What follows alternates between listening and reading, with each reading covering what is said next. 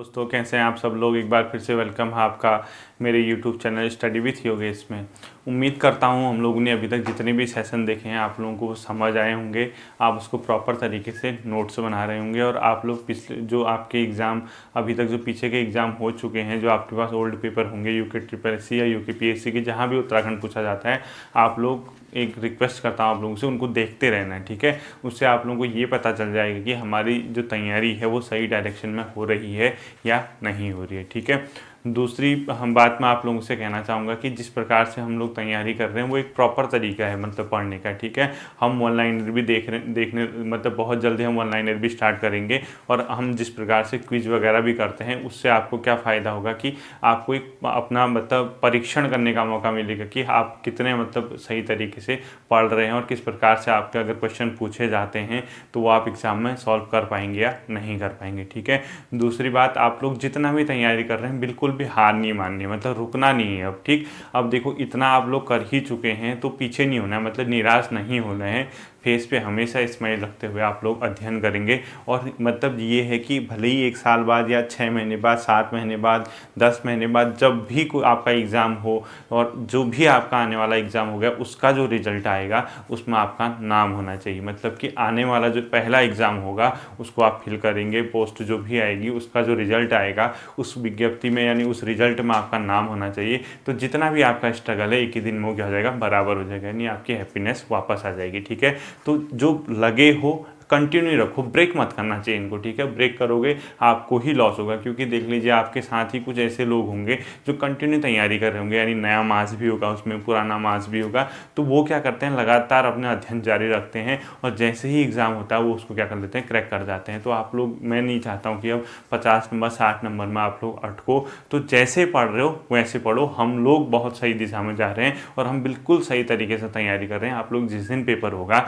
उस दिन आप देखना कि इसी प्रकार के आपके क्वेश्चन वहाँ पे मिलेंगे, ठीक है। तो आज के सेशन की हम शुरुआत करते हैं, ठीक। देखिए आज जो हमारा अगला टॉपिक होगा, यानी अगला जो महाराजा था वो था महाराजा नरेंद्र शाह, ठीक है। कौन था? महाराजा नरेंद्र शाह। अब देखिए लास्ट सेशन में आपको मैंने कीर्ति शाह वगैरह तक पढ़ाया था, उम्मीद करता हूँ आप लोगों को समझ आया होगा, आप लोग उसको रिवाइज कर रहे होंगे और नोट्स बना रहे होंगे, ठीक है। देखिए 2 क्लासेज आएंगी इसकी, एक अभी एक इसके बाद। उसमें मैं आपको पढ़ाऊँगा टिहरी का कैसे भारत में विलय हुआ और टिहरी में जो जो घटनाएँ हुई थी, क्या मतलब चक्कर था कि देसी रियासत पे यानी टिहरी पे लोगों ने जन आंदोलन किए, रवाई कांड क्या था, प्रजामंडल वगैरह क्या था, पौड़ी टूटी कर क्या था, बड़ा बेगार कर क्या था, ये सब मैं आपको अगले वीडियो में बताऊंगा जिस टाइम मैं टिहरी का भारत में विलय पढ़ाऊंगा, ठीक है।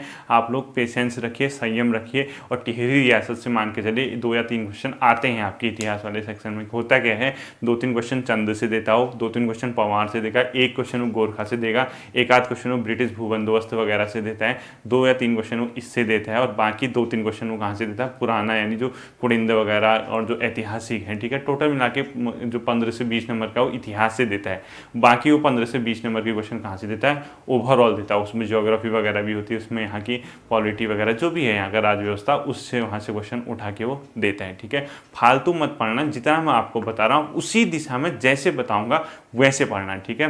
देखिए महाराजा नरेंद्र शाह कब बनते हैं, कीर्ति शाह के बाद सत्ता में आते हैं और इसका जो टाइम पीरियड माना गया है वो माना गया 1913 से 1946 के आसपास था, ठीक है। अब देखिए जब ये 1913 से 1946 के बीच था, स्टार्टिंग में जब ये सत्ता पे आते हैं एक अवयस्क होते हैं, ये भी क्या होते हैं, एक नाबालिग टाइप के होते हैं। तो इनकी माता थी, माता उसका नाम था नेपालिया, ठीक है। इनकी माता जो थी एक संरक्षिका के रूप में उसने काम किया। वो संरक्षिका जो थी यानी जिसका इसको संरक्षण प्राप्त हुआ वो थी महारानी या महामाता जो भी कहोगे, ठीक है, माता नेपालिया, राजमाता को कुछ कहो, ठीक है, नेपालिया।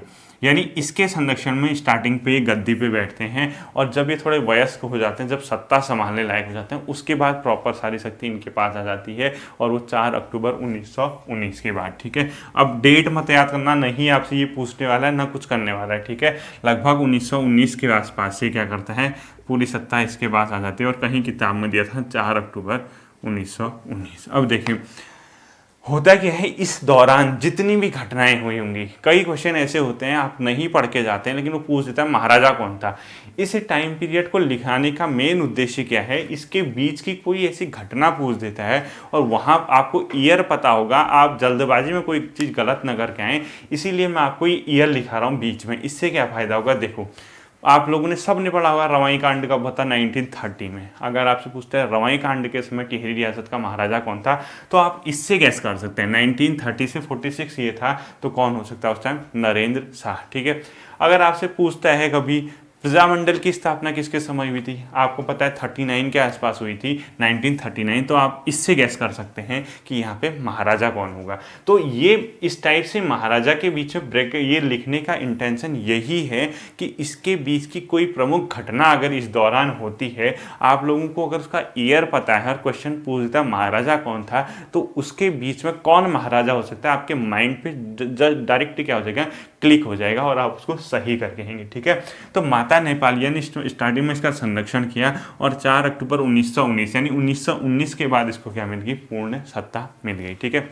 अब देखिए टिहरी में स्टार्टिंग से वन संपदा क्या थी, अपने आप में राजस्व का एक सोर्स हुआ करते थे, ठेके पे वनों को देते थे, चाहे अंग्रेजी सरकार हो या टिहरी राज्य, उसी से इनको क्या मिलती थी, आय। ठीक है। तो वनों का उचित प्रबंधन तो करना ही करना था। वनों का उचित प्रबंधन करने के लिए इसने क्या किया, अपने राज्य से यानी टिहरी राज्य से राज्य के खर्च पे इसने अनेक विद्यार्थियों को अध्ययन के लिए देहरादून में फॉरेस्ट कॉलेज में भेजा। ठीक है। यानी देहरादून का जो फॉरेस्ट कॉलेज था, दून फॉरेस्ट कॉलेज जिसको आप कह सकते हैं, उसमें अध्ययन करने के लिए किसको, अपने राज्य से छात्रों को इसने क्या भेजा। ठीक है। अर्थात मैं ये कहना चाह रहा हूँ, इसमें एक पॉइंट लिख लीजिए आप ऐसे ही पॉइंट लिखना है। ठीक है। आप लिख लीजिए वन प्रबंधन हेतु अपने राज्य से छात्रों को शोध हेतु फॉरेस्ट कॉलेज ऑफ दून भी कह सकते हैं उसको, या देहरादून वन कॉलेज, जो भी आपका पेपर में आता है, वहाँ इसने क्या किया, अध्ययन हेतु राज्य के खर्च पे उसको भेजा। ठीक है। आप ये समझ रहे होंगे कि कैसे वनों का प्रबंधन किया जाए, अपने राज्य से इसने छात्रों को भेजा कि आप जाइए देहरादून कॉलेज में, जाइए वन कॉलेज जो है फॉरेस्ट कॉलेज, वहाँ पे अध्ययन कीजिए फॉरेस्ट्री का। ठीक है। तो वो कौन था, नरेंद्र शाह। पूछ भी सकता है आपसे। ठीक है। किसने राज्य के खर्च पे छात्रों को वनों के प्रबंधन हेतु फॉरेस्ट कॉलेज दून भेजा। ठीक है। वो कौन था, महाराजा नरेंद्र शाह। ठीक है। अब कॉलेज का नाम ये मत समझना सर यहाँ इस किताब कॉलेज का नाम ये लिखा है, आपने ये बता दिया, उससे कुछ मतलब नहीं है। मेन कॉलेज क्या है, जो देहरादून में है, फॉरेस्ट कॉलेज ऑफ दून। ठीक है। इसके अलावा देखिए इसके समय पे क्या जो घटनाएं थी, वो कौन कौन सी घटनाएं थी। ठीक। जो नरेंद्र नगर है टिहरी में, जो उसका वर्तमान स्वरूप है, वो इसी के दिया हुआ है। यानी नरेंद्र नगर को वर्तमान स्वरूप यानी एक डेवलप्ड टाइप बनाने का काम किसने किया था, नरेंद्र शाह। ठीक है। आप लोगों को पता होगा नरेंद्र नगर एक टिहरी में एक जगह पड़ती है। जब मैं इसको मैप वगैरह से बताऊंगा आपको, जब मैं भूगोल पढ़ाऊंगा तब आपको मैं समझाऊंगा। ठीक है। यानी नरेंद्र नगर को वर्तमान स्वरूप देने का काम किसी ने किया 1921 के आसपास, महाराजा नरेंद्र शाह। जब ये सब किया, इसके अलावा इसके समय पे क्या घटनाएं हुई, 1921 के बाद 1925 में इसने क्या कर दिया, टिहरी से नरेंद्र नगर की ओर क्या हो गया, शिफ्ट हो गया। यानी टिहरी से राजधानी को नरेंद्र नगर शिफ्ट किसने किया, पूछता है महाराजा नरेंद्र शाह। ठीक है। इसने क्या किया, टिहरी से कहाँ स्थानांतरित हो गया ये, नरेंद्र नगर। ठीक है। और कब हुआ, 1925 में। ठीक है। कौन हुआ था, नरेंद्र शाह हुआ था। ठीक है। इस फैक्ट को भी आप क्या करेंगे, नोट करेंगे। अब देखिए राज्य था, राज्य का विस्तार भी करना था, क्योंकि अब तो 1930, 40, 45 का दौर आ रहा था। यानी हम कहीं ना कहीं पहले से ज़्यादा डेवलप होने लगे थे, चीज़ें ज़्यादा विकसित होने लगी थी, लोगों तक चीज़ें ईजिली पहुंचाने की जिम्मेदारी थी देशी रियासतों की। तो क्या किया इसने, टिहरी राज्य को मैदानों से जोड़ने का इसने क्या किया, प्रयास किया। ठीक है। तो मैदानों से जोड़ने के क्रम में इसने अनेक टाइप से सीमाओं का निर्धारण किया। जैसे गढ़वाल के इलाके को मैदानी भागों से जोड़ने के लिए इसने सबसे पहले नरेंद्र नगर और मुनि की रेती के बीच इसने क्या किया, सीमा का निर्धारण किया। ठीक है। कि नरेंद्र नगर का इलाका कौन सा होगा, उसके साथ मुनि की रेती देखेंगे आप, टिहरी की स्टार्टिंग में पड़ता है, जब टिहरी जिला शुरू होता है, वर्तमान में ऋषिकेश के आसपास है। तो नरेंद्र नगर और मुनि की रेती के बीच भी इसने क्या किया, सीमा का निर्धारण किया। इसके अलावा इसने क्या किया, जो मुनि की रेती और देवप्रयाग है, यानी मुनि की रेती और प्रयाग, यहाँ भी इसने क्या किया, सीमा का निर्धारण किया। ठीक है, किसने किया, देवप्रयाग, और इसके भी सीमा का निर्धारण आपका मतलब नरेंद्र शाह ने। आपसे ये नहीं पूछेगा किसने किया, आपको एक चीज़ बता रहा हूँ कि गढ़वाल के इलाके को मैदानी भागों से जोड़ने के लिए इसने बाउंड्री का क्या किया, निर्धारण किया। ठीक है, और तीसरा काम इसने क्या किया, नरेंद्र नगर और टिहरी के बीच भी, ठीक है, नरेंद्र नगर और टिहरी के बीच इसने क्या कर दिया, सीमा का निर्धारण किया। ठीक है, कहाँ पे किस इलाके को हम नरेंद्र नगर कहेंगे, कहाँ से टिहरी शुरू होगा, ये सब काम कौन कर रहा था, महाराजा नरेंद्र शाह। अब एक बहुत चीज़ फेमस चीज़ मैंने आपको बताई थी, स्कूलों को लेके इन लोगों ने क्या किया, यानी एजुकेशन को लेके आप लोग देख रहे होंगे टिहरी में जितने भी शासक हुए, जितने भी महाराज हुए, वो अपने आप में क्या कर रहे थे, शिक्षा प्रणाली को विकसित करने के लिए कोई ना कोई काम कर रहे थे। चाहे वो अंग्रेजी शिक्षा के प्रसार हेतु हो, चाहे प्रताप हाई स्कूल की स्थापना हो। मैंने आपको पढ़ाया था कि प्रताप जो स्कूल बना था अंग्रेजी शिक्षा हेतु बनाया गया था, उसको बाद में प्रताप हाई स्कूल कीर्ति शाह ने कर दिया था। आगे जाके इसी प्रताप हाई स्कूल को प्रताप इंटरमीडिएट करने वाला कौन था, महाराजा नरेंद्र शाह। अगर आपसे कभी ये पूछता है प्रताप हाई स्कूल को प्रताप इंटरमीडिएट किसने किया था, महाराजा नरेंद्र शाह। ठीक है, प्रताप इंटरमीडिएट। ठीक है, ये कब किया था, 1940। ठीक है, यानी 1940 में इसने प्रताप हाई स्कूल को प्रताप इंटरमीडिएट कर दिया। वो कौन था, महाराजा नरेंद्र शाह। ठीक, बाकी इसके अलावा एक अनेक स्कूलों को इन लोगों ने दान भी दिए, चाहे स्कूल हो या कॉलेज हो, इनको दान दिया। इसी क्रम में 1933 में एक बहुत फेमस चीज़ होती है, इसने बनारस हिंदू यूनिवर्सिटी को भी दान दिया। ठीक है, बनारस विश्वविद्यालय, ठीक है, हिंदू यूनिवर्सिटी। 1933 में इनने बनारस हिंदू यूनिवर्सिटी यानी बनारस विश्वविद्यालय को दान दिया, और जो दान का अमाउंट था वो कभी नहीं पूछेगा आपसे। ठीक है, कुछ इसी टाइप का था, 6 लाख रुपए की रकम के साथ साथ 6,000 रुपये की इनने क्या किया था, वार्षिक किस्त देने का वो किया था वहाँ पर। ठीक है, जैसे 6 लाख रुपये एक बार दे दिए और फिर बोला 6,000 के आसपास हम आपको देंगे ईयरली। ठीक है, अब ये अमाउंट वगैरह मत देखना, अमाउंट नहीं पढ़नी है, उससे क्या करना है, बनारस हिंदू यूनिवर्सिटी को इसने दान दिया। और इसी बनारस हिंदू यूनिवर्सिटी को दान देने के बाद तो बनारस हिंदू यूनिवर्सिटी में कीर्ति शाह की याद में इसने क्या किया था, दान दिया था। यानी कीर्ति शाह की जो इसके पिता थे उसकी स्मृति में बनारस हिंदू यूनिवर्सिटी को दान दिया, और बनारस हिंदू यूनिवर्सिटी ने उसी पैसे से वहाँ पर एक चीज़ बनाई जिसका नाम था sir Kirti Shah chamber of industry. ठीक है, sir Kirti Shah chair of industry, chair of industrial, ठीक है, इंडस्ट्रियल केमिस्ट्री। क्या किया इसने, देखिए 1933 में बनारस हिंदू यूनिवर्सिटी को इसने दान दिया, 6 लाख रुपए दिए, 6,000 रुपये वार्षिक के हिसाब से देना शुरू किया, और कीर्ति शाह की स्मृति में दिया। और उसी इस पैसे से बनारस हिंदू यूनिवर्सिटी में उसकी स्मृति में क्या बनाया गया, sir Kirti Shah chair of industrial chemistry. ठीक है, आप लोगों को ये पता होना चाहिए sir Kirti Shah chair of industrial chemistry किस यूनिवर्सिटी में बनाया गया, वो था बनारस हिंदू विश्वविद्यालय। किसके समय दान के बाद, नरेंद्र शाह के दान के बाद बनाया गया। ठीक है, ये चीज़ें तो आप लोगों को पता होनी ही होनी चाहिए। ठीक है, मतलब एक शिक्षा के क्षेत्र में मतलब कितना प्रकार का दान वगैरह किया उसको लेके आप लोगों को मैं बता रहा हूँ। ठीक है, बाकी देखिए हॉस्पिटल फैसिलिटी वगैरह भी करते थे, अस्पतालों के लिए भी इसने क्या किया, काम किया, और अलग अलग जगह से टिहरी हो गया, देवप्रयाग हो गया, उत्तरकाशी है, जैसे देखिए टिहरी, देवप्रयाग, उत्तरकाशी, राजगढ़ी। ठीक है, इन इलाकों में इसने क्या किया, आधुनिक मशीनों को लेकर अस्पतालों का विकास करना शुरू किया, क्योंकि ये अपने आप में बहुत ज़्यादा प्रोग्रेसिव टाइप का महाराज था, यानी अपने आप में बहुत जनता को आधुनिक सुविधाएं देने की कोशिश कर रहा था। और इसने इसी के हेतु क्या किया, अनेक बार पश्चिमी देशों की यात्रा भी की, यानी पश्चिमी देश की यात्रा करने के उपरांत ये अपने राज्य को आधुनिक बनाना चाहता था। उसी क्रम में इसने एक बार क्या किया था, अस्पतालों का भी क्या किया था, निर्माण किया था, और उसमें आधुनिक मशीनें लगाने का इसने प्रयास किया। वो टिहरी, देवप्रयाग, उत्तरकाशी और राजगढ़ी जैसे इलाकों में इसने क्या किया, अस्पताल खोलने प्रारंभ किए। ठीक है, साथ ही साथ इसने क्या किया, नरेंद्र नगर में एक औषधालय की भी स्थापना की। जो नरेंद्र नगर बनाया था इसने, वहाँ इसने एक औषधालय बनाया, और एक पुरोला और दूसरी जगह डीआर थी, ठीक है, उन जगहों पे भी इसने क्या किया, औषधालय बनाया। ठीक है, जैसे नरेंद्र नगर में भी इसने क्या किया, एक औषधालय बनाया। ठीक है, इसी के अलावा एक जगह थी डियारा और पुरोला जो उत्तरकाशी में पड़ता है। ठीक है, यहाँ भी इसने अस्पतालों की सुविधाओं है तो एक प्रकार के औषधालय बनाए, ये मान के चले आयुर्वेदिक औषधालय वगैरह बनाए, ये देख लीजिए। ठीक है, अब देखिए साथ ही साथ जब ये पश्चिमी देशों की यात्रा कर रहा था, ठीक है, ये क्या किया था, ये अपने राज्य को आधुनिक बना रहा था। आधुनिक बनाने हेतु क्या कर रहा था, ये पश्चिमी देशों की यात्रा कर रहा था। जब ये पश्चिमी देशों की यात्रा कर रहा था, जब वहाँ देखा और इसने सोचा मैं अपने राज्य को मॉडर्न बनाऊंगा, अंग्रेज इससे बहुत ज़्यादा प्रभावित हुए। ठीक है, अंग्रेजों को लगा कि हाँ बंदा अपने राज्य यानी देशी रियासत का डेवलपमेंट करने के लिए अलग अलग देशों की यानी पश्चिमी देशों की यात्रा कर रहा है।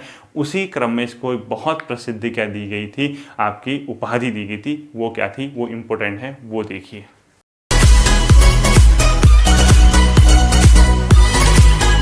देखिए वो जो उपाधि थी जो मैं बता रहा हूँ, वही कल मैंने अपने कम्युनिटी टैब में पोस्ट किया था और मैक्सिमम लोगों ने उसको कीर्ति शाह बना दिया। ठीक है, जब आपको मैंने पढ़ाया ही नहीं था, इसीलिए मैंने वो आपके टेस्टिंग के लिए दिया कि मैं ये देखना चाह रहा था कितने लोग उसका आंसर देते हैं। आप लोगों को लगा कि हाँ इसने कीर्ति शाह पढ़ा दिया और एक ने कीर्ति शाह मारा, 90% लोग कीर्ति शाह की ओर ही गए। ठीक है, अरे भाई जब तुम्हें नहीं पढ़ा है, अगर ऐसा होता है, देखिए जो क्वेश्चन तुमने नहीं पढ़ा होता उसकी ओर बिल्कुल मत जाना, कुछ भी हो जाए। कभी भी जगह अगर आप पेपर देते हैं, कहीं भी अगर आपसे कोई पूछता है, जो चीज़ आपने सुनी ही नहीं है, जो आपको पता है कि हाँ मुझे नहीं आता है, तो क्यों इस पे तुक्का लगाना है। ठीक है, उस क्वेश्चन से हमेशा बचना, जो नहीं आता है एक्सेप्ट करना सीखो कि कह दो कि मुझे नहीं आता है, आप बता दो। और पेपर में जहाँ तक बात आता है, तुक्का लगाने का अगर सवाल है वो लास्ट के 5 मिनट में लगाना है और वो आपको उस घटना यानी किस पे अगर आप तुक्का लगा रहे हैं उसके बारे में जब आपने पढ़ा होगा उसके आगे पीछे सब चीज़ें सोचना पड़ेगा कि यार इसके बारे में मैंने ऐसी चीज़ें तो सुनी नहीं थी, या मैंने यार इसके बारे में ऐसा पढ़ा था तो हाँ ये हो सकता है, इसके टाइम की इस टाइप की घटनाएं हो रही तो उससे मैच करती हुई ये घटना है तो ये भी हो सकता है। ठीक है, तब जाके आप तुक्का लगाएंगे, वरना आप ऐसे तुक्का नहीं लगाएंगे। ठीक है, तो अंग्रेजी सरकार ने इसको क्या किया, अंग्रेजी सरकार ने एक बहुत प्रसिद्ध इसको उपाधि दे दी, अपने आप में एक पद दे दिया, यानी जो गढ़वाली फौज थी उसका इसको स्थायी लेफ्टिनेंट कर्नल बना दिया। ठीक है, क्या बना दिया, इसको लिख लीजिए आप, गढ़वाली फौज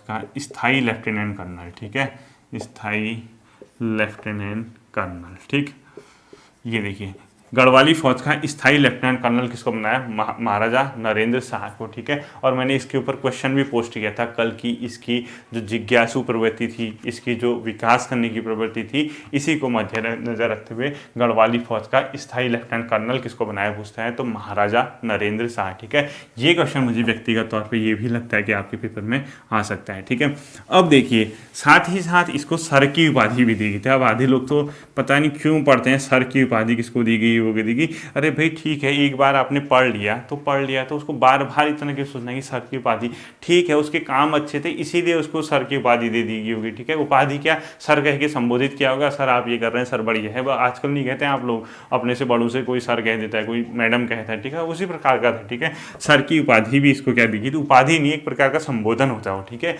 सर की उपाधि या सर के संबोधन से भी इसको नवाजा गया। साथ ही साथ इसको KCSI की भाई उपाधि दी गई थी। ठीक है, KCSI। ठीक है, अब देखिए KCSI कीर्ति शाह में भी है, KCSI नरेंद्र शाह में भी है। पेपर में ऑप्शन आएगा तो एक ही आएगा, अगर दोनों ऑप्शन आते हैं तो आप दोनों की ओर भी जा सकते हैं। और उस केस में क्या होगा, दोनों में से एक ही अगर आप कीर्ति शाह या नरेंद्र शाह मारते हैं, अगर आपका आयोग अलग आंसर देता है, आप रेफरेंस दे सकते हैं अजय राउत जी की बुक का कि उनने ये दे रखा है या किसी दूसरी बुक में। ठीक है, जहाँ रेफरेंस देने की बात होगी वहाँ आंसर डिलीट होगा या कॉमन मार्क्स होगा। ठीक है, अगर कोई ऐसी किताब से पढ़ा है जो बहुत ज़्यादा ऑथेंटिक नहीं है, फिर वहाँ आपका आंसर डिलीट नहीं होगा, ना ही वहाँ पे कॉमन मार्क मिलेगा। ठीक है, उम्मीद करता हूँ KCSI का फुल फॉर्म बहुत से लोगों ने देखा होगा, नहीं भी देखा तो इसका फुल फॉर्म मैंने आप लोगों से कहा था देख लेना। इसका फुल फॉर्म है night commander of order of India. ठीक है, night commander of order of India. ठीक है, KCSI night commander of order of India. इसी को जब ये गया था BHU में दानवान कर रहा था तो BHU ने भी कुछ देना ही था इसको, कोई ना कोई उपाधि, यानी बनारस हिंदू यूनिवर्सिटी। तो बनारस हिंदू यूनिवर्सिटी ने इसको उपाधि दी, उसको बोला जाता है LLD। ठीक है, डॉक्टर ऑफ लॉ। जैसे PhD होता है, SE क्या होता है, LLD होता है, उसको बोलते हैं डॉक्टर ऑफ लॉ। ठीक है, तो BHU ने कब दिया इसको, 1937 में। अगर आपसे कभी पूछता है बनारस हिंदू यूनिवर्सिटी ने LLD की उपाधि किस टिहरी शासक को दी थी, तो आप क्या बताओगे, नरेंद्र शाह, महाराजा नरेंद्र शाह को इसकी उपाधि से क्या किया गया था, नवाजा गया था। ठीक है, आप लोगों से 3 उपाधि पता होनी चाहिए, एक सर, एक KCSI और तीसरा क्या होता है, LLD। ठीक, जब ये सब होते हैं इतना होने के बाद बहुत अच्छा शासन था, सब कुछ अच्छा चल रहा था, दो घटनाओं ने इसके शासनकाल पे कलंक लगा दिया। ठीक है, उन्हीं दो घटनाओं से आपका क्वेश्चन आते हैं और मोस्ट इंपोर्टेंट कर देना। पहला था रवाई कांड, रवाई कांड, ठीक है, रवाई कांड, ठीक। और दूसरा आपका था श्रीदेव सुमन जी का निधन, श्रीदेव सुमन जी का निधन। ये दो घटनाएं इसके कार्यकाल की थी, जिसके कारण महाराजा नरेंद्र शाह का जो कार्यकाल था वो कलंकित हुआ था। ठीक है, अब देखिए रवाई कांड क्या था, ये मैं आपको टिहरी का विलय पढ़ाऊंगा नेक्स्ट पार्ट में, बहुत अच्छे से मैं आपको बता दूंगा ये क्या था। आप ये मान के चलिए सिर्फ इतना, 1930 में रवाई कांड हुआ था, जो कि तिलाड़ी के मैदान में हुआ था। ठीक है, कहाँ हुआ था? तिलाड़ी के मैदान में। और ये इसी को तिलाड़ी कांड भी कहोगे। ठीक है, तिलाड़ी के मैदान में। और किस नदी पे? यमुना नदी के तट पे है तिलाड़ी का मैदान। ठीक है, यमुना नदी। ठीक है, और लगभग डेज की मई 1930 होगी। ठीक है, मई 1930 के आसपास है, मैं आपको बता दूंगा 1930 आप याद रखिए। ठीक, 30 मई 1930 के आसपास इसकी डेट है, मैं आपको बता दूंगा, आपको 30 मई कर दीजिए, 30 मई 1930 में। ठीक है, तो रवाई कांड किसके समय हुआ था? महाराजा नरेंद्र शाह। ठीक है, तिलाड़ी के मैदान पे यमुना नदी। दूसरा श्रीदेव सुमन जी का इसके समय पे क्या हुआ था? निधन हुआ था। 84 दिनों का अनशन के बाद उनने क्या किया था? अपना मतलब बलिदान दिया था भी कह सकते हैं। ठीक है, 84 डेज ही क्या बैठे थे? अनशन पे बैठे थे। और 1944, ठीक है, ये आपने बचपन से पढ़ा होगा, उत्तराखंड की किताबों में भी है, 25 जुलाई। ठीक है, 25 जुलाई 1944 को इनका क्या हो गया था? बलिदान, यानी इनका निधन हो गया था। ठीक है, ये दो घटनाएं इसके समय की बहुत ज़्यादा इसको कलंकित करती हैं। अब मैं इसको बताता हूँ। देखो, कहा जाता है कि रवाई कांड के समय इसकी कोई गलती नहीं थी। इसके समय एक दीवान था, उसका नाम था चक्रधर जुयाल। क्या था? चक्रधर जुयाल। अगर आपसे पूछता है चक्रधर जुयाल किसका दीवान था, वो कौन था? महाराजा नरेंद्र शाह। इसी ने यहाँ गोलियां चलवाई थी। लोग विरोध कर रहे थे किसी चीज़ का, वन उससे संबंधित जो कानून बना था उसको, इसी वजह से इसको गढ़वाल का जलियावाला भी कहते हैं। ठीक है, आपको पता होना चाहिए गढ़वाल का जलियावाला कांड किसको कहते हैं? रवाई कांड एक प्रकार का जलियावाला कांड माना जाता है गढ़वाल के इतिहास में। ठीक है, दीवान चक्रधर जुयाल ने इसमें गोलियां चलाई थी और ये नए वनों का क्या कर रहे थे, जो वन कानून बन रहे थे उसका विरोध कर रही थी प्रजा। ठीक है, दूसरा श्रीदेव सुमन जी का भी इसके समय निधन हुआ था। ठीक है, एक और घटना है, एक अच्छी घटना इसके समय में, प्रजामंडल की स्थापना इसी के समय हुई थी। ठीक है, प्रजामंडल। अब आप कहोगे सर ये प्रजामंडल क्या है? ये हुआ था 1939 में। ठीक है, गठित हुई थी ये देहरादून में। ऐसा अब आप ही मत करना सर देहरादून में ही कैसे गठित? प्रजामंडल थी, अलग अलग जगह गठित की थी, देहरादून में भी थी, मसूरी में भी थी, अलग अलग भागों में थी। आपसे ये थोड़ा ना पूछ रहा अगर 1939 में आएगा देहरादून में मार देना है। ठीक है, प्रजामंडल क्या था ये भी मैं आपको बताऊंगा, हिंट के लिए बता दे रहा हूँ। 1938 में गुजरात में एक सम्मेलन हुआ था भारतीय राष्ट्रीय कांग्रेस का। उसमें सम्मेलन में ये बात उभर के आई थी, एक प्रस्ताव टाइप का लेके आए थे, किसी भी देशी रियासत में अगर जनता कुछ काम कर रही तो उसके हितों की रक्षा के लिए एक मंडल बनाया जाए, वहाँ की जनता के द्वारा। ठीक है, वहाँ के प्रजा के द्वारा एक मंडल बनाया जाए। इसी कॉन्सेप्ट को लेके गढ़वाल में भी आए, टिहरी में 1939 में इनने भी प्रजामंडल बनाए और अलग अलग शाखाएं खोली, कोई देहरादून, कोई मसूरी, ये वो। ठीक है, इतना टेंशन मत लेना, यानी प्रजामंडल की स्थापना भी इसी के समय हुई थी। ठीक है, आपको बताऊंगा मैं रवाई कांड क्या था, श्रीदेव सुमन जी कैसे इनका बलिदान, कैसे इनका निधन हुआ था, सब बताऊंगा वो अगले वाले में जब आपको टिहरी रियासत का विलय पढ़ाऊंगा। ठीक है, ये अब देखिए अन्य फैक्टर लिख लीजिए इसके समय में क्या हुआ था। 1916 में इसने भी एक भू व्यवस्था चलाई थी। ठीक है, 1916 में इसने एक भू व्यवस्था चलाई थी जो किस पे आधारित थी? भू व्यवस्था किस पे थी? वो डोरी पैमाइश पे। ठीक है, यानी कोई डोरी वोरी होगी नापने वाली, उसके आधार पे इसने भी क्या की थी, अपने राज्य में एक प्रकार की पैमाइश, ठीक है, भू व्यवस्था चलाई थी 1960 में। ठीक, 16 में। ठीक, इसके अलावा देखिए क्या था, टिहरी हो गया या हुणदे हो गया, हुणदेश। ठीक है, जो आप तिब्बत वगैरह कह रहे हैं, टिहरी और हुणदेश के बीच सीमा का निर्धारण भी, मतलब एक प्रकार का सीमा विवाद भी इसी ने सुलझाया। ठीक है, ये क्वेश्चन भी मुझे लगता है कि आ सकता है आपका। ठीक है, क्या करोगे आप? टिहरी प्लस हुणदेश, हुणदेश का मतलब तिब्बत से है। ठीक है, हुणी वगैरह जो व्यापार होता था हुणदे, इनके बीच सीमा विवाद भी इसी ने सुलझाया था। ठीक है, सीमा विवाद को क्या किया था इसने? सुलझाया था। अगर आपसे पूछता है टिहरी और हुणदेश के बीच जो सीमा का विवाद था वो किस टिहरी शासक ने सुलझाया था? वो महाराजा नरेंद्र शाह ने ही सुलझाया था। ठीक है, इसके अलावा हिमाचल का एक इलाका था जिसको बोलते हैं बुसहर, हिमाचल बुसहर के बीच भी सीमा विवाद इसी ने सुलझाया था। ठीक है, हिमाचल बुसहर, बुसहर, ठीक है। इस हिमाचल बुसहर के बीच भी सीमा का जो विवाद था वो किसने सुलझाया था? महाराजा नरेंद्र शाह, ठीक है। ये फैक्ट आपको आने चाहिए, ठीक। अब देखिए इसके साथ साथ और क्या चीज़ें इसके समय में हो सकते हैं, ठीक है। टिहरी और मुनि की रीति के बीच तो सीमा बताया था, टिहरी और दून के बीच भी इसी के समय सीमा का निर्धारण हुआ और वो नदी थी चंद्रभागा, ठीक है। क्या थी? चंद्रभागा, यानी टिहरी और दून के बीच चंद्रभागा नदी को क्या बनाया गया? सीमा बनाया गया था, ठीक है। वो इसी ने किया था, इसी के समय पे हुआ था। एक महत्वपूर्ण फैक्ट आपको बताता हूं जो इसे भी मुझे लगता है व्यक्तिगत तौर पे आ सकता है आपके पेपर में, नरेंद्र हिंदू लॉ, यानी गढ़वाली परंपरा पे आधारित नरेंद्र हिंदू लॉ इसी के समय प्रकाशित हुई थी और वो था 1918, ठीक है। नरेंद्र हिंदू ला, ठीक है। यानी गढ़वाली परंपरा पे न्याय व्यवस्था को लेकर कैसी क्या लॉ होना चाहिए वहाँ पे, इसका जो प्रकाशन हुआ था 1918 में, वो किसके समय में हुआ था? महाराजा नरेंद्र शाह। कीर्ति शाह ने, मैंने बताया था कि कीर्ति शाह का वजीर था हरिकृष्ण रतूड़ी। उस हरिकृष्ण रतूड़ी से उसने कहा था कि आप गढ़वाल का इतिहास लिखिए, आप नरेंद्र हिंदू लॉ बनाइए गढ़वाल की परंपराओं पर, उसने प्रोत्साहित किया था। लेकिन प्रकाशन किसके समय में हुआ था? महाराजा नरेंद्र शाह। अब देखिए अगर आपसे पूछता है नरेंद्र हिंदू लॉ का प्रकाशन कब हुआ? 1918। नरेंद्र हिंदू लॉ क्या थी? गढ़वाली परंपराओं पे आधारित एक पुस्तक थी, यानी वहां पे न्याय व्यवस्था को लेके, ठीक है। किसके समय हुआ था? महाराजा नरेंद्र शाह। किसने किया था इसको लिखने का काम या किसने बनवाया था? वो था वजीर हरिकृष्ण रतूड़ी, ठीक है। इनका एक वजीर था जिसका नाम था हरिकृष्ण रतूड़ी, ठीक।